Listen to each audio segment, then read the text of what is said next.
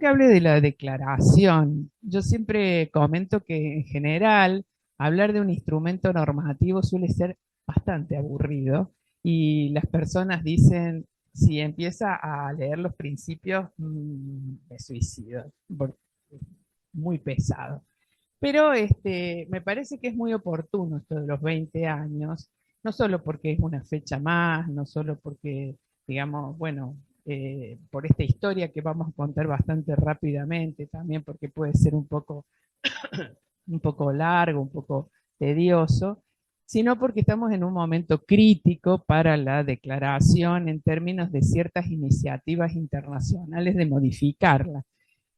Para quienes están, por supuesto, sobre todo en la ética de la investigación, deben saber que la mayor parte del marco normativo que regula o que de alguna manera ha normatizado los campos distintos de la bioética, pero particularmente de la ética de la investigación, han ido sufriendo cambios. Y esos cambios en general no han sido para mejorar esas estructuras normativas, como es la Declaración de Helsinki o la normativa SIOMS y otras normas.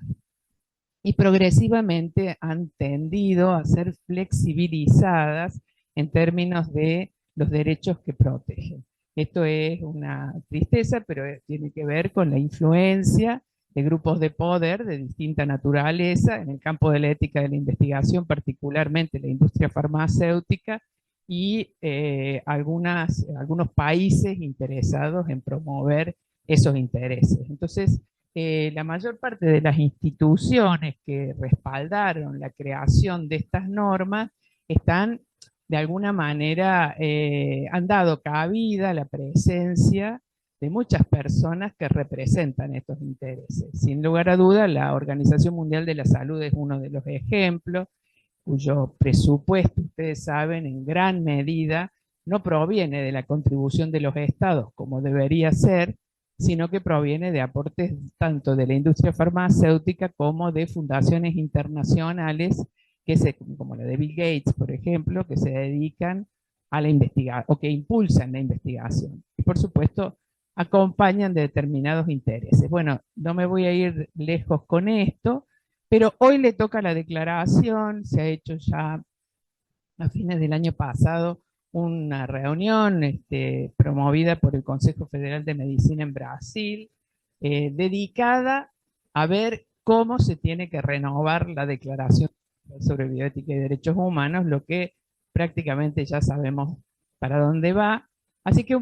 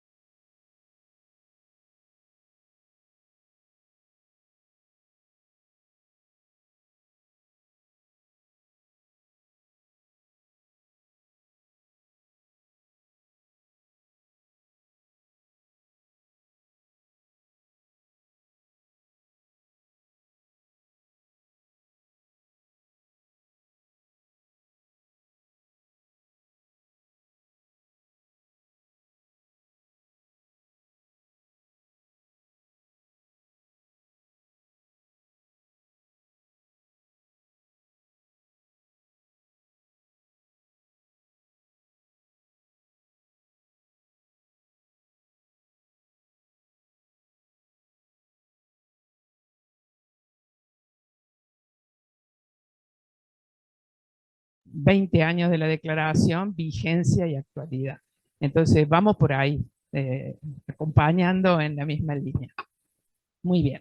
Bueno, entonces estas 2 décadas de conquistas y barreras, habíamos puesto lo que me propuso Fernanda y los desafíos actuales. Bueno, de alguna manera voy a hacer una pequeña introducción primero de qué sus contenidos, para que todos un poco y todas sepan de qué se trata, pero de alguna manera lo voy a pasar medio rápido porque es precisamente lo que yo decía que es un poco pesado. Bueno, en primer lugar, sí me importa dejar en claro, y todos ustedes deberían saber con claridad qué normas digamos, responden a una entidad independiente cuyos participantes o los que decidieron aprobarla no son representativos de los intereses globales. Esto es importante que ustedes sepan. ¿Quién aprueba la Declaración de Helsinki?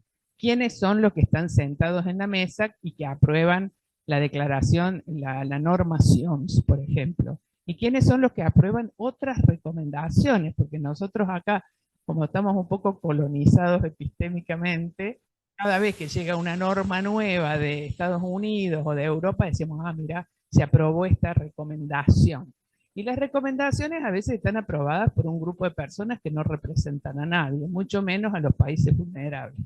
Entonces, esta es la primera norma, decimos, de carácter legal, y decimos legal porque aunque no es vinculante, esto es importante, es una terminología legal, pero es importante decirla, no es vinculante, es decir, no están obligados los estados a implementarla, como podría ser una convención a lo que los estados pueden adherir, pero de alguna manera de alguna manera no, pero ha sido aprobada por todos los estados miembros de de la UNESCO, que ustedes saben es una organización internacional de las Naciones Unidas. Entonces, la representatividad, nuestro país también, por supuesto, la representatividad de los estados en la aprobación es muy importante, ¿no?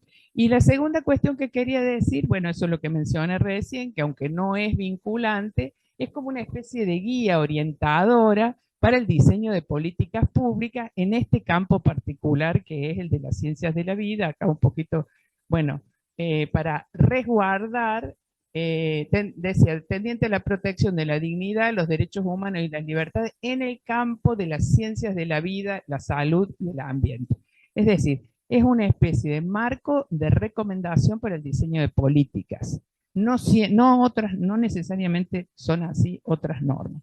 Bueno, la aprobación fue hecha por ustedes saben, por la Conferencia General de la UNESCO en el año 2005. Voy a contarles un poquito cómo se llegó a eso. Y la UNESCO desarrolló un programa inmenso para la difusión de la declaración. Yo he sido parte de eso porque trabajaba en la UNESCO, trabajé en la UNESCO muchos años, pero bueno, entonces hubo una serie de programas que a lo mejor ustedes han escuchado, sobre todo el programa de educación, el programa de promoción de redes y una cantidad de programas que penosamente ya no existen. O sea, la UNESCO no está respaldando más el programa de bioética que teníamos en la región, tiene otros programas que están más ligados a la ética de la ciencia, con lo cual estos programas, por ejemplo, el programa de educación en bioética, de sensibilidad a la sociedad civil para el debate sobre estos temas, no se están impulsando más. Por suerte, una red que creó la UNESCO, que es la Red Bioética UNESCO, sigue funcionando a puro pulmón, como hacemos en general esto, ya sin aporte de ninguna naturaleza por parte de la organización. Entonces esto sí me parece importante porque cuando se retira la UNESCO de este apoyo, vamos a ver, se retira de los programas efectivos, no se retira porque es la entidad que lo aprobó, pero cuando se retira tenemos que tomar la posta a otros, ¿no? Otros que estamos en otros lugares de la sociedad civil, de los gobiernos, y esto es importante. Yo voy a pasar muy rápido cuáles fueron las fases de la elaboración de la declaración, que esto es muy relevante porque una de las críticas que se hizo cuando la declaración surgió es, ¿y de dónde salió? ¿Y quiénes la aprobaron? ¿Y quiénes fueron los que estuvieron consultados y consultadas para participar de eso? Y es bien importante porque en realidad la Conferencia General de la UNESCO, que está representada por los Estados miembros, no hay otras entidades, son los estados los que están, buenos o malos, son nuestros estados, ¿está bien? Están ahí representados y son los estados democráticos, ¿no?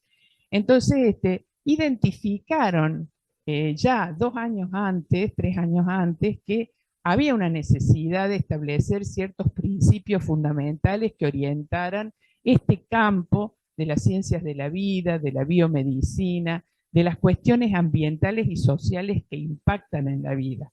Y por tanto se propuso promover una declaración universal, como se llama, una declaración para todos los países. Así que lo primero que pasó fue una gran consulta general sobre de qué se tenía que ocupar esa declaración. Iba a estar en realidad ligando estos problemas del campo de la bioética con los derechos humanos. Y este es un paso, una novedad para el campo de la bioética en este año 2003, salvo por ciertas normas que ya había en Europa, de las que vamos a mencionar enseguida. Se hace una consulta general y las consultas generales es que se abren al público y se mandan formularios a todo el mundo, desde todas las oficinas, para que opinen instituciones, organizaciones no gubernamentales, los gobiernos, todo el que quiera puede decir, me parece pésimo, me parece bárbaro, quisiera que fuera sobre esto otro. Bueno, esto fue seguido de una consulta ya en enero del 2004 directamente a los Estados miembros que están representados por delegaciones en París, donde está la sede, para discutir sobre los objetivos, la estructura, los contenidos.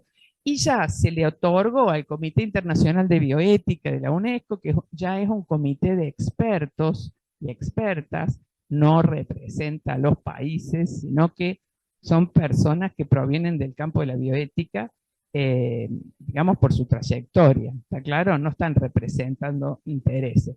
Bueno, se hicieron en marzo del 2004 esta primera sesión para definir estas preguntas y se elaboró el primer borrador por dos muy renombrados bioticistas ya fallecidos, bueno, Leonardo de Castro no, y Giovanni Berlinguer sí ya fallecido, que seguramente quienes han estado en el campo de la salud pública lo han escuchado nombrar porque ha sido una de las personas más relevantes en ese campo. Bueno, y así vamos a ver todos estos encuentros de trabajo, miembros del Comité Internacional, el Comité Interagencial de las Naciones Unidas, las sesiones extraordinarias y ordinarias del Comité Internacional de Bioética, una consulta a todos los campos religiosos y perspectivas espirituales, y bueno, y luego otra consulta abierta sobre el tercer borrador que se hizo ya en octubre y diciembre del 2005.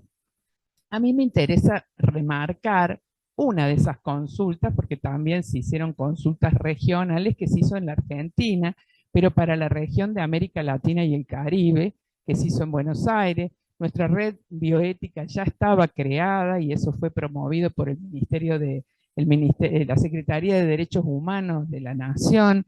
En aquel momento estaba a cargo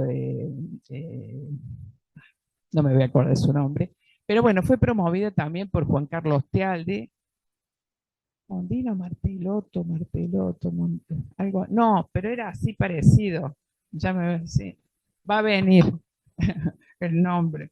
Bueno, el asunto es que estaba Dualde de secretario de Derechos Humanos, no Dualde el político que ustedes conocen que fue presidente, sino otro Dualde, que también falleció. Muy bien. Se hizo una sesión especial, una consulta regional, donde estuvimos, bueno, cerca de 30 personas en la Secretaría de Derechos Humanos, y lo interesante es que el documento hasta entonces tenía una fuerte perspectiva biomédica.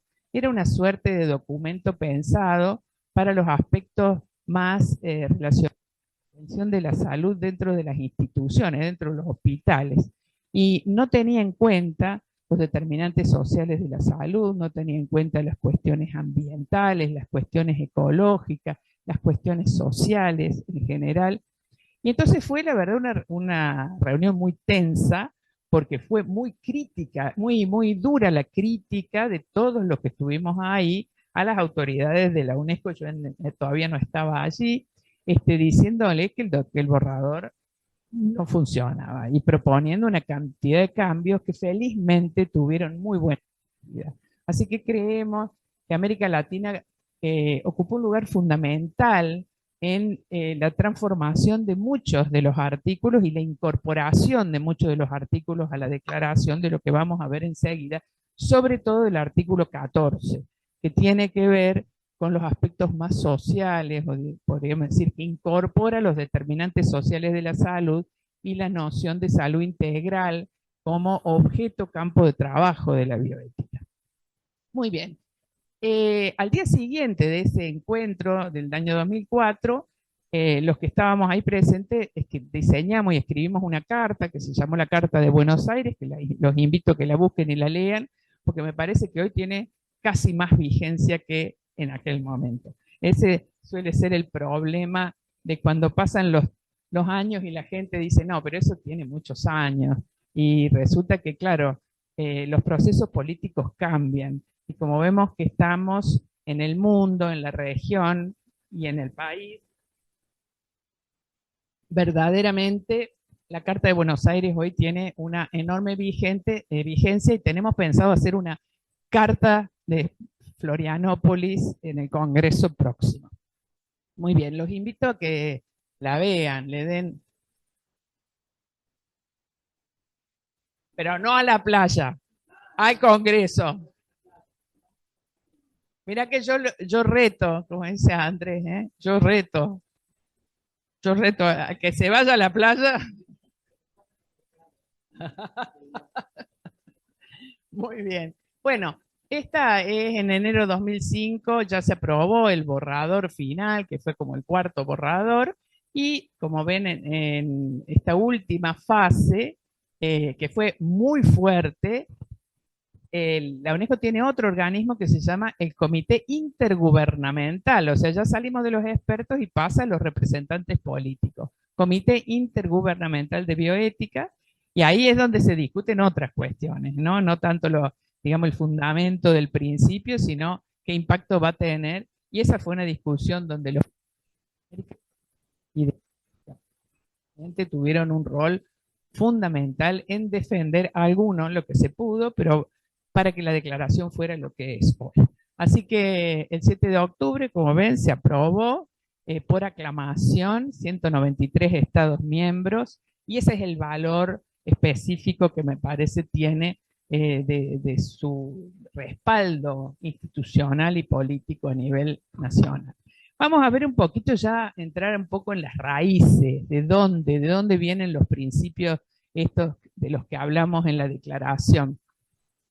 Y hay un punto fundamental aquí, como vemos, que es este giro que hace la declaración respecto a toda la herencia angloamericana de la bioética, que ustedes conocen muy bien, el modelo principialista, del cual América Latina había sido un fiel alumno. Es decir, yo también, todos aprendimos esa bioética desde los años 90 y esto es sumamente importante porque la declaración imprime un giro de 180 grados en decir, el enfoque es otro, viene por otro lado. Fíjense ustedes, ¿no? Bueno, el principio fundamental sobre el cual se estructura toda la declaración, por supuesto, tiene que ver con el respeto por la dignidad, los derechos humanos y las libertades fundamentales. Y agrego esto porque son parte de los principios de la UNESCO, que es la promoción de la paz y la justicia. Y fíjense ustedes que se habla en la bioética angloamericana, se habla bastante poco de estas cuestiones.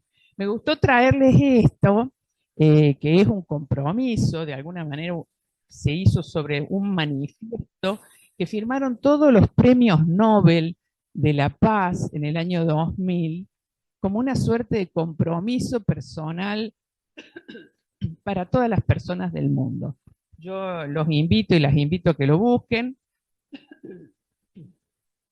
y se pregunten si estarían dispuestas y dispuestos a hacer ese compromiso con cada uno de estos puntos.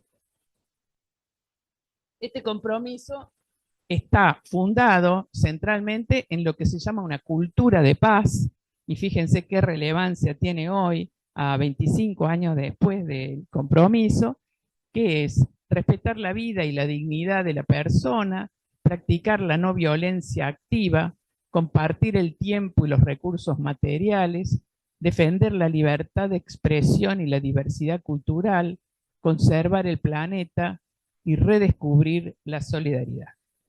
Este manifiesto propone, como les digo, que cada uno asuma una suerte de compromiso individual y por tanto a las comunidades donde están. Me parece que esto tiene mucho que ver con las bases y las raíces sobre la cual se crea la declaración. Bueno, como dijimos, principios fundamentales de la UNESCO, desde ya el sistema internacional de los derechos humanos, es decir, cuando se dice que es sobre, no de, sobre bioética y derechos humanos, quiere decir que adhiere a todo el plexo normativo de los derechos humanos, es decir, a todas las convenciones, no solamente a la Declaración Universal de los Derechos Humanos, sino a todas las convenciones que se han aprobado posteriormente. Y a otras declaraciones internacionales que ustedes conocen muy bien, Código de Nuremberg, Declaración de Helsinki, y a los instrumentos relativos a la bioética que ya venían aprobándose en Europa en relación a los derechos humanos. Fundamentalmente la Convención Europea, que rige para Europa, por eso no es muy interesante, pero no nos rige a nosotros. Y por supuesto, eh, todas las normas que había ya aprobado la UNESCO, como la Declaración Universal sobre el Genoma Humano y los Derechos Humanos, y las de los datos genéticos y los derechos humanos, que son otras declaraciones también eh, que ya se habían aprobado previamente. Y bueno, de alguna manera el marco de fundamentación, hoy no voy a hablar de esto, pero es la tradición ético-jurídica europea continental, que tiene este enfoque universalista con una, digamos, con una perspectiva de adaptación a los distintos contextos de esos principios universales. Y se toma una distancia fundamental con el enfoque utilitarista liberal de toda la tradición de la bioética que nos había venido desde el Kennedy Institute, desde el Hastings Center, ustedes saben. Disculpen, pero mi voz anda así. Muy bien. Esta es la estructura de la declaración. A mí me parece que es muy interesante de alguna manera leer las disposiciones generales, porque allí ustedes van a encontrar una cantidad muy interesante de conceptos que no son los principios, pero que son de alguna manera ideas de las cuales uno puede aprender mucho.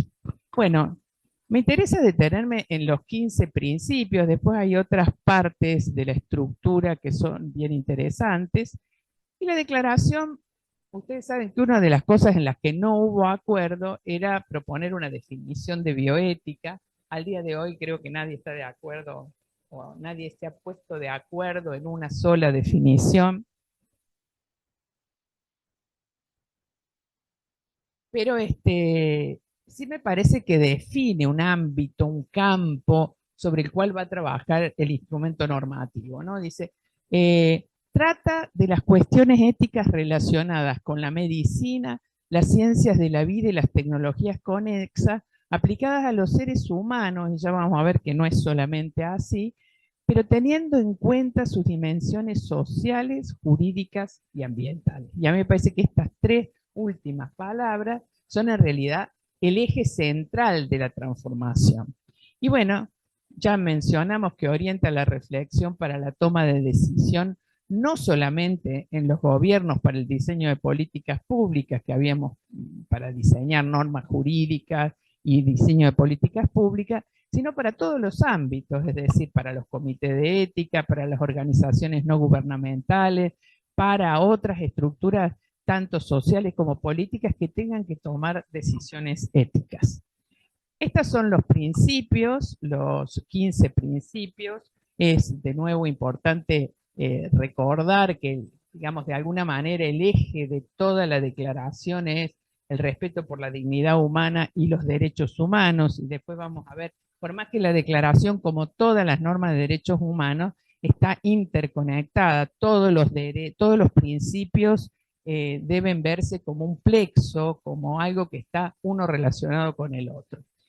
Pero la declaración tiene como cuatro grandes partes, este conjunto de principios. Una serie de principios que están más relacionados a la que yo diría la gestión del cuerpo, principios individuales, otro conjunto de principios que son más sociales, referente a la relación de las personas, sí, sería más a la gestión más política, gestión social, otro a lo institucional y otro a lo ambiental. Entonces, me parece que esto que decimos institucional está relacionado más a las cuestiones globales, las relaciones de cooperación entre los países del mundo. Así que vamos a pasarlo rápidamente, estos principios individuales que decía tiene que ver con autonomía, consentimiento, personas carentes de capacidad, el respeto por la vulnerabilidad. Yo no hablo acá de cuestiones individuales en que sean solamente una cuestión de cada persona. Quiero decir que refieren a los individuos, ¿no? Privacidad y confidencialidad, pasamos así. Y después vienen un conjunto de principios que están más relacionados a las cuestiones sociales, igualdad, justicia y equidad, no discriminación, y solidaridad y cooperación. Otro aspecto que está relacionado a lo ambiental, como ven acá, respeto de la diversidad, no, perdón, ¿dónde está acá?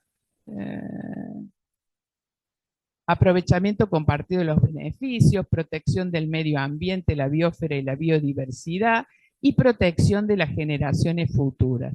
Y los asuntos relacionados con lo global, podríamos decir, con la relación entre las naciones, tiene que ver con solidaridad y cooperación, aprovechamiento compartido de los beneficios. Esto, si ven, se relaciona mucho con el acceso post-investigación, con cómo es el disfrute de los avances de la ciencia, cómo se distribuyen los bienes que son el producto del avance científico. Y el artículo que yo marqué acá con un subrayado es este de responsabilidad social y salud, que no me voy a detener, pero los invito y las invito a que lo lean entero para ver en qué medida todos los temas que los comités de ética clínica, sobre todo, trabajan, están atravesados por este enfoque o por esta perspectiva. Bueno, así paso esto. Leanlos, leanlos, que está bueno leerlo. Bueno, me gustaría marcar un poquito cuáles son las novedades, ¿no? Porque voy a ir rápido con esto porque ya me voy a demorar mucho. Bueno, primero, como toda norma, de alguna manera nos permite identificar los problemas que tenemos. Digo, marca la distancia que tenemos entre un horizonte normal, el respeto por este principio y la identificación de la realidad en la que vivo, ¿no? Esto es lo que definimos como un problema ético, esta brecha, y es ahí donde tengo que trabajar. No tengo que trabajar allá, en el horizonte normativo, tengo que trabajar en mi realidad mirando ese norte y diciendo qué falta, qué está mal, qué es lo que está marcando, ¿no? Bueno, sin lugar a duda, el eje central es que fundamenta la bioética en los derechos humanos y esto abre y amplía enormemente el campo de estudio y de trabajo de la declaración y de la bioética, ¿no? Bueno, estos son los ámbitos de aplicación que yo mencionaba: individual, social, bueno, humanidad y lo ambiental, ¿no? Amplía el campo objeto de estudio de la disciplina. Nos salimos de lo biomédico puramente, nos salimos de la ética de la investigación para incluir todos los temas sociales, eh, jurídicos, dice la declaración, pero me parece más lo social, lo ambiental, y entender que estos dos últimos aspectos determinan en gran medida cuáles son los problemas que tenemos. Entender que la salud no depende únicamente de los progresos de la investigación científica y tecnológica, sino también de otros factores psicosociales y culturales, algo que entendimos muy bien después de la pandemia, ¿no? Y que creo que al día de hoy por ahí se nos están pasando muchas cuestiones que son consecuencia de lo que pasó durante la pandemia y no precisamente por la afectación directa del virus, sino cómo nos afectó a todas y a todos, por ejemplo, los 2 años de estar en aislamiento. En cada país se le llamó distinto en el aislamiento, ¿no? Bueno, otorga un rol fundamental a la sociedad civil a través de sus organizaciones en la educación, la difusión y la promoción de los principios. Esto es lo que yo les decía, nos toca ahora. Nos toca ahora a las entidades que no son necesariamente los gobiernos, ver cómo podemos de alguna manera promover la educación, la difusión y la promoción de esos principios.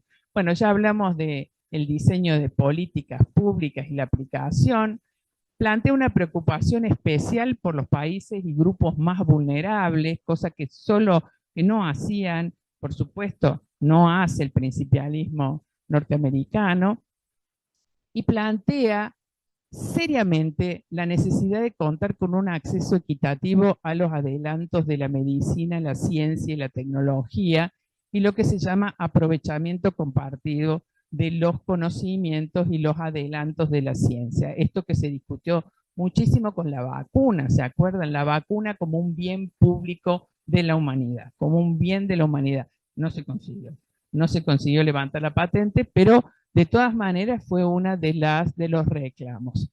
Y entiende que los seres humanos forman parte integrante de la biosfera y desempeñan un importante papel en la protección del prójimo y de otras formas de vida, en particular los animales. Por eso les decía recién que no se refiere. Y bueno, lo que estamos viviendo hoy, Bahía Blanca, Córdoba, que por supuesto si entran al Google Maps van a ver que dice que está toda la ciudad inundada por todas partes y que tiene que ver con las lluvias, tiene que ver con que entendamos esas muertes están relacionadas con el cambio climático y están relacionadas con la ambiental. Las muertes que hubo, por ejemplo, en Bahía Blanca y que espero que en Córdoba no haya ninguna.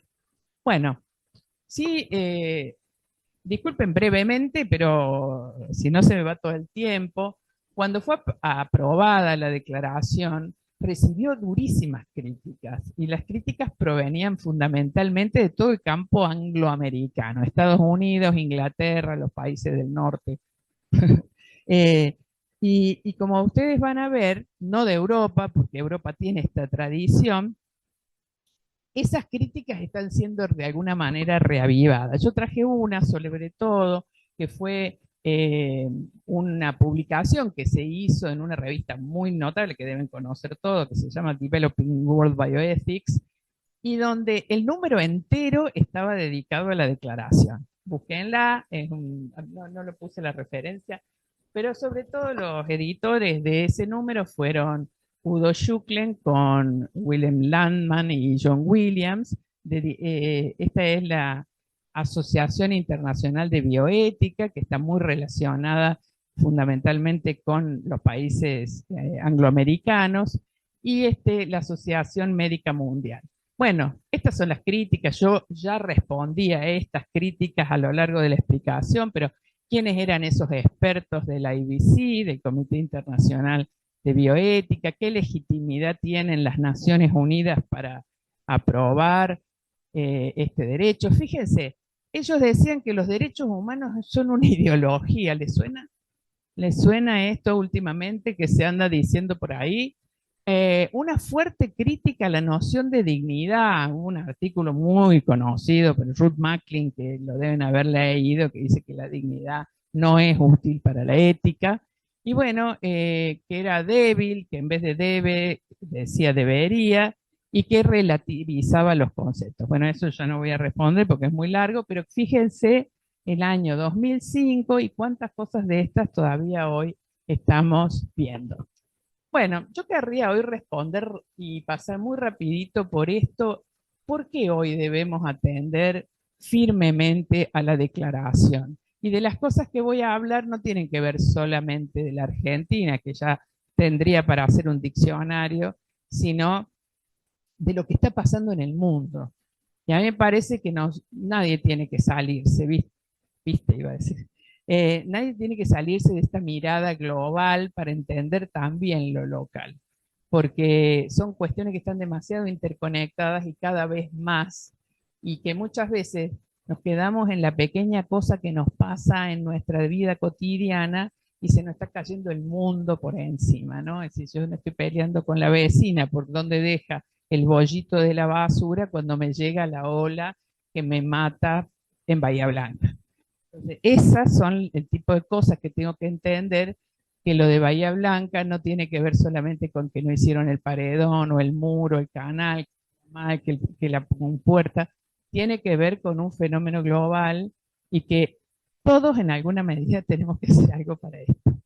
¿Está bien? Es decir, tiene que ver el canal, no sé si saben de lo que hablo, el canal de Bahía Blanca, que la compuerta estaba cerrada, bueno, todo eso, el puerto, está bien, son luchas locales, pero tienen que saber que los miles y miles de hectolitros que venían tienen que ver con el cambio climático. Bueno, Entonces, a mí me parece importante tener muy presente los grandes desafíos a nivel global, los marcos éticos normativos internacionales y lo que está pasando de ello, y cómo se mantiene la vigencia de la declaración pensando desde quienes trabajamos en bioética.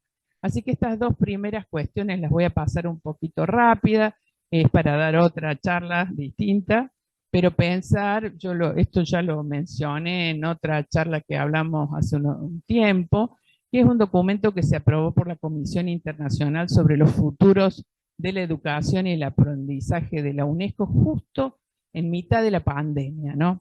Y ellos allí hicieron una especie de definición de lo que caracteriza a nuestra actual coyuntura histórica. Dijeron que hay 5 elementos clave.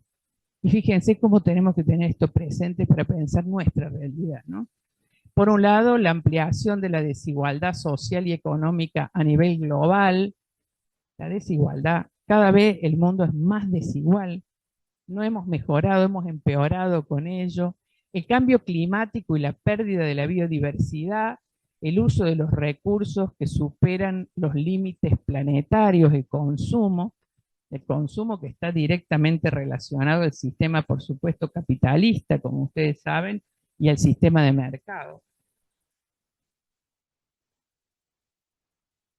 El retroceso democrático, y esto es muy importante porque donde hay un retroceso democrático, se pierden derechos y se pierden vidas. Entonces, cuando uno habla del problema del avance de las derechas en el mundo, y alguien dice, ah, pero está hablando de política, no está hablando de bioética. Estoy hablando de política porque ese tipo de gobiernos retroceden en el campo de los derechos, lo estamos viviendo en nuestro país, y ese retroceso impacta en la salud, en la educación y en la vida de miles de personas.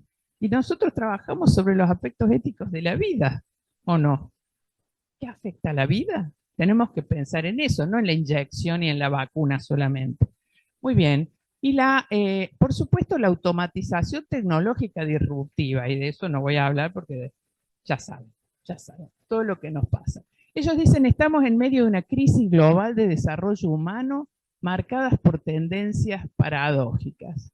Y el gran debate mundial debe orientarse hacia cómo la educación, que es nuestra principal herramienta, el aprendizaje y el conocimiento deberían reimaginarse en un mundo de creciente complejidad, incertidumbre y fragilidad. Yo creo que esta es una frase que me encanta, la he repetido un montón de veces porque tiene que ver con la educación y con saber, entender y no sabemos hacia dónde vamos. No lo sabemos no porque no estudiemos suficiente, no lo sabemos porque estamos viviendo un tiempo de incertidumbre. Y es bueno preguntarse qué vamos a hacer.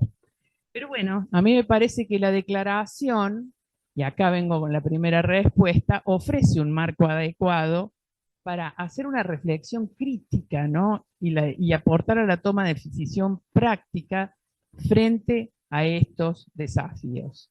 Ilumina, ilumina un terreno, un territorio que a mi modo de ver es oscuro, es incierto, ¿no? Ilumina este campo también de fragilidad y de complejidad. Es mi primer argumento, mi primera defensa, voy por más. Los marcos éticos normativos, y esto sí, ya solo voy a pasar esto y traigo 2 o 3 slides que voy a pasar. Recién les comenté que hay todo un intento de flexibilización de las normas éticas internacionales y que tiene que ver con este avance que hablábamos de ciertos modelos de mercado internacional.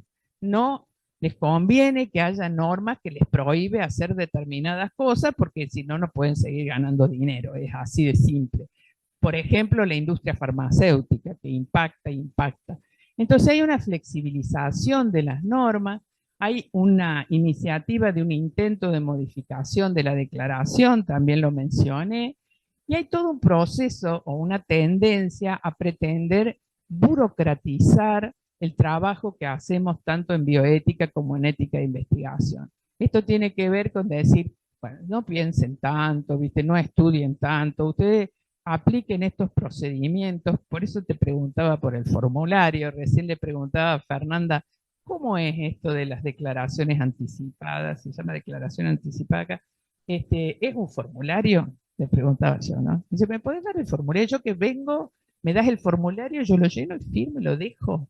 Así es. Ella me decía, no, es un proceso. Bueno, se trata de ver cómo la tendencia es a la burocratización de todos los procesos que antes requerían de toda una reflexión ética y de una formación por detrás de esa reflexión.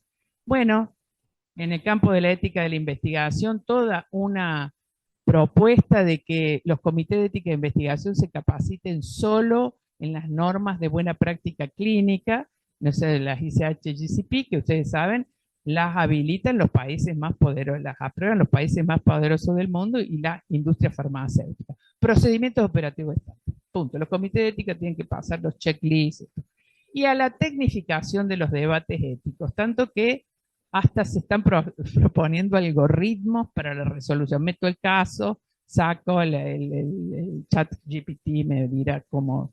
La fragmentación, por otro lado, del campo normativo, bueno, no voy a entrar en eso, después les cuento de qué se trata. Bueno, no voy a contar esto, fue un statement, una declaración que firmamos un conjunto de importantísimo de expertos y expertas a nivel global en respuesta al último cambio de la Declaración de Helsinki, que fue en octubre del 2024, y acá está el link, después lo pueden ver, de cuáles fueron los comentarios que hicimos a esta nueva flexibilización.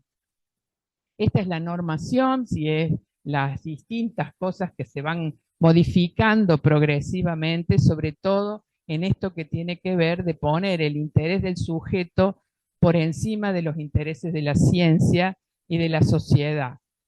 Piensen en el concepto de valor social que están imponiendo en todos lados. No para todos el valor social tiene el mismo significado, ¿no?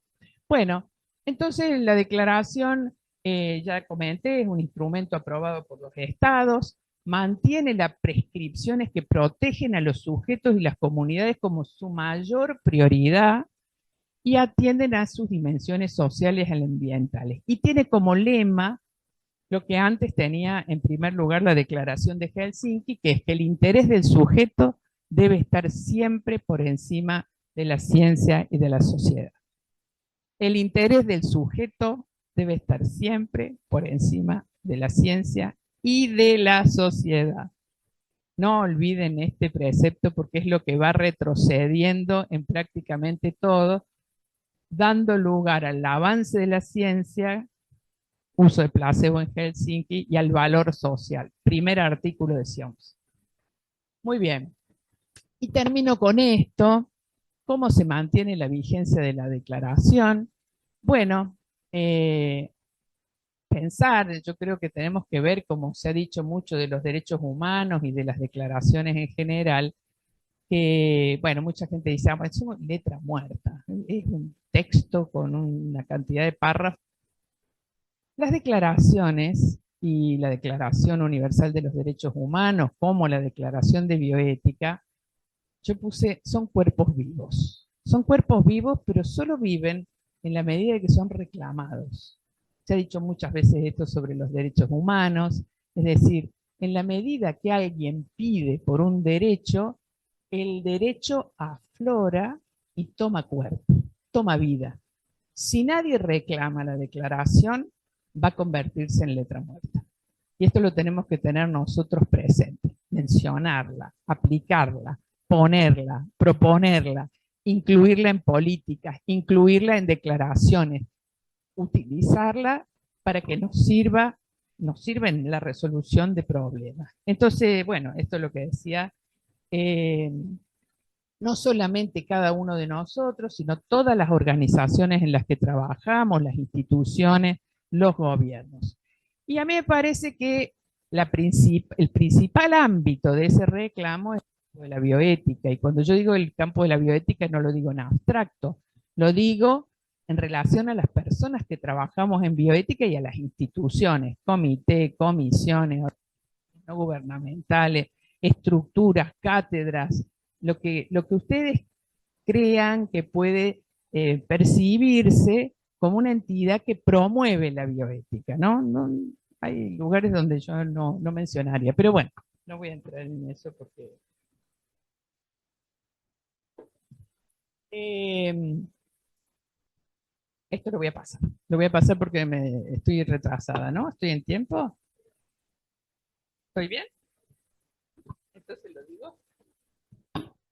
Bueno, me importa mencionarles esto porque yo creo que es parte de lo que va a ser la base sobre las cuatro, me parece a mí que son cuestiones que definen una suerte de crisis de la bioética, es lo que yo he llamado. Y es volver a una cuestión inicial. Me inspiró mucho este último libro que publicó Gente Hub, que se llama Bioética Bizarra, y él en su libro defiende todo lo contrario de lo que yo estoy diciendo acá, pero la verdad que fue muy inspirador para mí. Cuando empezamos a trabajar en bioética, entendíamos que se trataba de una reflexión y un análisis crítico de problemas éticos, dijimos ya que emergen del campo de la vida y de la salud. Es más amplio, con las cuestiones sociales, todo. Me interesa decir que consideramos siempre los comités, sobre todo, primero los hechos, después vamos a analizar los valores, los principios, los derechos. Seguirán trabajando así, ¿no? Primero los hechos. ¿Qué pasó? ¿Quién nos dice? Bueno, tomamos el informe médico, la historia clínica, la narrativa familiar, la narrativa de vida de la persona, aunque los hechos no son necesariamente objetivos, ustedes saben, están inmersos en una suerte de complejidad, pero bueno, tomamos esos hechos. Si el médico dice, tuvo un accidente cerebrovascular, no decimos, accidente cerebrovascular, no decimos eso, decimos, bueno, punto. Ahí está, eso no lo discutimos en los comités de ética. Porque pensamos que los hechos parten de ciertas evidencias científicas probadas, por más que tengan cierta movilidad. Y después aplicamos ciertos valores, principios, derechos, dijimos, y los valores aluden al campo moral y principios éticos que pueden ser considerados en el análisis de los problemas. ¿Ahí estamos todos de acuerdo? Bien. Pero entonces requiere al menos hace falta para esta segunda parte del pensamiento filosófico y de las teorías, de teorías éticas, ¿no? Que es lo que se llama una racionalidad teórica, este conjunto de perspectivas, de enfoques, de teorías que fundamentan a los principios y a los valores, y requiere de cierta perspectiva crítica, plural e intercultural, que es lo que llamamos la racionalidad práctica, ¿no? Ese momento en el que esta teoría se llega al campo de la pluralidad y se pone en diálogo con otras miradas que pueden ser no filosóficas, médicas, de tradiciones de otra naturaleza, multiculturales, ¿no? Y ponemos en diálogo, eso es la pluralidad. Muy bien, esto lo dejo para poder entender lo que voy a decir, que son estos cuatro aspectos para la reflexión y para dejárselos para que se hagan problemas para eso, ¿no? ¿Qué es lo que creo que está pasándonos, ¿no? Y que he llamado la ultrasimplificación, la imposición de una bioética hegemónica, la pérdida de la criticidad y la pérdida de la legitimidad en el campo de la bioética. Bueno, ¿qué decir de la ultrasimplificación? Es de lo que venimos hablando hasta recién. Lo voy a pasar rapidito. Es esto de reducir en la reflexión crítica y la reflexión bioética a procedimientos prácticos basados en la aplicación de principios y de checklists. Esto nos ha enseñado sobre todo la bioética angloamericana, aplique los principios, si hay confrontación de los principios, bueno, resuelva lo rapidito. Entonces ahora prácticamente yo digo, todos los médicos pueden resolver problemas éticos si tienen su checklist de principios éticos, ¿no? Para la resolución de casos prácticos. Prioriza el procedimentalismo por encima de la reflexión crítica basada en teorías morales, y lo que me preocupa más es que la ética filosófica ya no parece ser necesaria. En la pandemia dijeron, hubo 2 o 3 artículos que se publicaron diciendo, no hay tiempo para la ética. Pero no solo no hay tiempo, sino que no le estamos dando mucho espacio. ¿Cuántas personas hay del campo de la filosofía aquí? Andrés. Dos. ¿Vos? Ah, dos. Muy bien. Entonces, al principio decíamos, tendría que haber al menos una persona que provenga del campo de la filosofía o de algún campo relacionado que nos pueda aportar algo sobre los fundamentos éticos de lo que nosotros discutimos, ¿no? Entonces, la ética filosófica ya no parece ser necesaria y los únicos que matracan y matracan son los filósofos analíticos, sobre todo norteamericanos, que penosamente son los que más leemos. Porque llega, se traducen, Ezequiel Emanuel, Ruth Macklin, Alan Weiheimer, todo eso llega. Y los otros están en otros campos, ¿no? Esa es una primera preocupación para mí, que es la ultra simplificación de las reflexiones en el campo de la bioética. La imposición de una bioética hegemónica, de esto hemos hablado mucho, tiene que ver con la imposición del modelo angloamericano, porque venimos y hablamos de derechos humanos toda la mañana y cuando nos vamos de acá me encuentro con cualquiera de ustedes diciendo, vamos a aplicar los 4 principios para ver si se resuelve este caso. O sea, es como dimos varios cursos desde la Universidad de Oslo en los países africanos de ética de investigación. Estaba dirigida a África el programa, y era eso, todo el curso era ética de investigación desde el enfoque de derechos humanos. Sí, sí, qué bárbaro, buenísimo, la dignidad, la libertad. Y decía, bueno, ¿cuáles son para usted, al final, los principales problemas éticos que tiene y que los valores que tiene en su cultura? En su cultura, o sea, autonomía, beneficencia, no maleficencia. Entonces se impone este paradigma angloamericano como única referencia ética y sus principios como universales, ¿no? Bueno, que es principialista, autonomista, hemos hecho mucha crítica y mucho para leer de eso, sobre todo descontextualizada, ¿no? Asocial, ahistórica y monocultural, porque tiene que ver con la cultura norteamericana en fundamental, dejando de lado las relaciones históricas de poder en las que se pueden incluir formas coloniales de dominación que han marcado nuestra historia, ¿no? Y esto para mí es lo más importante, poder entender, yo decía hace un ratito, bueno, esto de la colonialidad epistémica, ¿dónde estamos nosotros en cuando repetimos como loros este discurso, ¿no? Y bueno, entonces, nada, decir que hay otra perspectiva, y esa es la perspectiva que estamos tratando, lo vamos a mencionar enseguida, de promover con la declaración, que no es lo que se llama una bioética normal. Cuando dicen, ¿qué es la bioética? Ah, la bioética es una disciplina que se basa en 4 principios.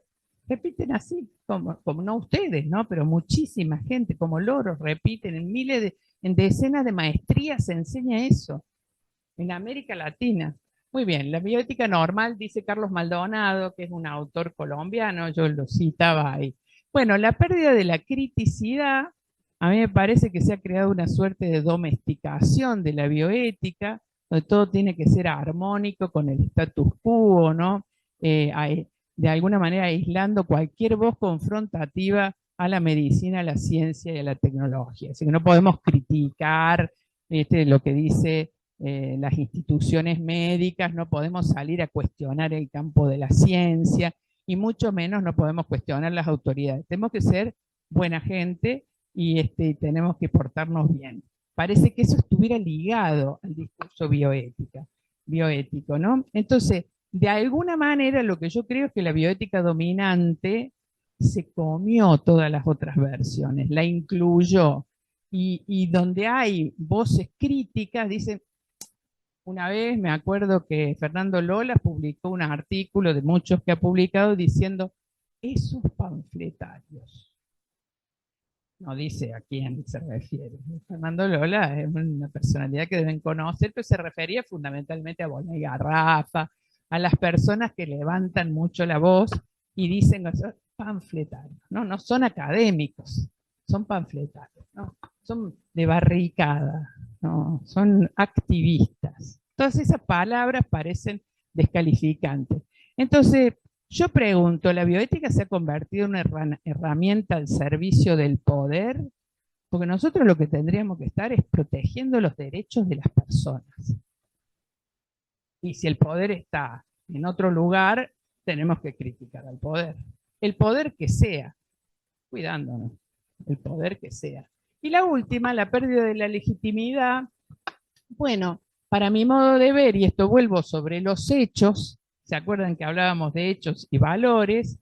El impacto, por ejemplo, en las redes sociales y de los intereses financieros y geopolíticos en las decisiones éticamente conflictivas y la pérdida del valor de la argumentación racional.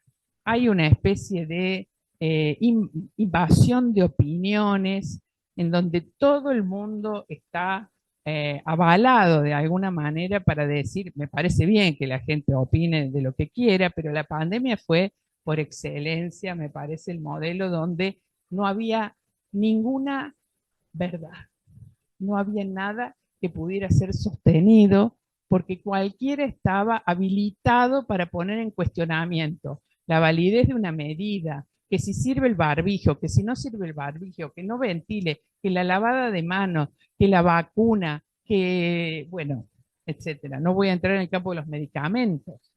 Pero entonces, ¿qué pasó? Que vale que entren en el campo de esas opiniones para la opinión de casos que toman estado público, para los debates globales, emociones, creencias, opiniones de grupos religiosos, opiniones de funcionarios políticos. Acuérdense, los presidentes que decían, use la cloroquina, no use la cloroquina, presidentes de los países.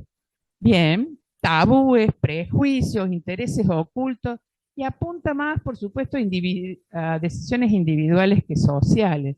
Y esto es un problema serio, porque nos hace perder legitimidad como comité. La voz de un comité es una más entre tantas. La familia dice, el intendente dice, el director del hospital y el comité también dijo algo. Está ahí todo metido en ese bollo de opiniones, es una situación de mucha complejidad. Entonces, hay una tarea muy fuerte en relación a lo que dijimos antes, de la formación, de la criticidad, del sustento, desde donde hablamos, para ganar, recuperar legitimidad. ¿No? Bueno, yo puse ahí algunos ejemplos, antivacunas, uso de productos no probados, los debates sobre casos paradigmáticos que están plagados de cosas. Bueno, y decir, tenemos que recuperar una bioética amplia, social y activa, que está fundada en los derechos humanos, que toma un enfoque crítico, dialógico, argumentativo, muy importante, incluye entonces todas estas dimensiones social, histórico, cultural y ambiental, que tenga de alguna manera entendidas sus raíces históricas de este lugar de América Latina, sensible al contexto intercultural y que tome como marco una ética de la vida humana y no humana, actual y futura, en cada contexto social, histórico, político, cultural y ambiental. ¿Qué podemos hacer? Muchísimo podemos hacer. Yo no voy a leer todo esto, pero ustedes intervenir en las instituciones donde trabajan. No más estar sentados cerraditos en una pieza, salir, intervenir, publicar, hablar, salir a los medios públicos.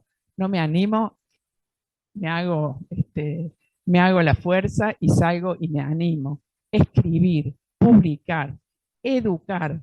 Hay que educar y hay que educar desde esta perspectiva para salir a confrontar a todos los que educan desde otro lado, que hay muchos.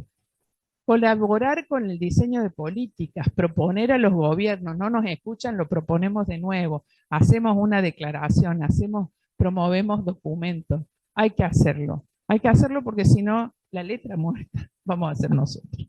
Es así. Bueno, fortalecer a los comités de ética y sus redes, si no lo fortalecen las autoridades, hacerlo nosotros. Y sí, revisar fuertemente qué queremos hacer con la educación. Y yo creo que la pregunta es, ¿qué queremos que sean nuestros estudiantes? No qué queremos que sepan y aprendan, sino qué personas queremos que sean en el futuro.